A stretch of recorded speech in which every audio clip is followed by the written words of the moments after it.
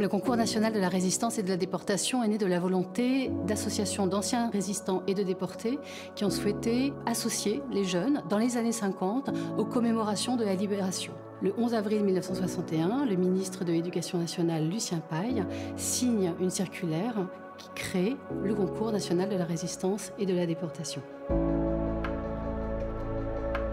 3 enjeux traversent toute l'histoire du concours national de la résistance et de la déportation. Le premier enjeu évident est un enjeu civique pour les anciens résistants qui poussent à la création du CNRD. Il s'agit de transmettre l'histoire et les valeurs surtout de la résistance, transmettre les valeurs des droits de l'homme, les valeurs de l'humanisme en règle générale, le sens de l'engagement, savoir dire non et le sens des responsabilités.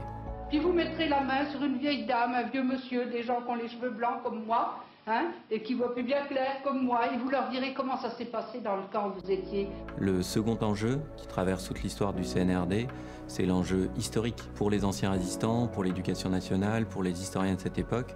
Ce concours va être un moyen d'écrire et de rendre compte de l'histoire de la résistance, de transmettre cette histoire de la résistance. Alors, quelles étaient ces valeurs que nous défendions? C'était bien sûr la liberté, mais pas seulement la liberté du territoire, la liberté de la personne humaine. La liberté, pas seulement pour la France, la liberté pour toutes les nations.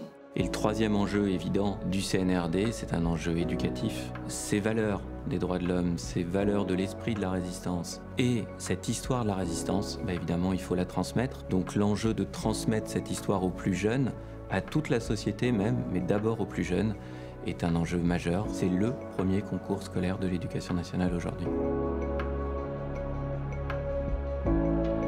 Je pense que si je devais réfléchir aux raisons de mon engagement dans ce concours, outre la volonté d'apprendre mieux et de mieux étudier la Seconde Guerre mondiale, c'est surtout le côté humain, le côté citoyen du concours qui m'a intéressée.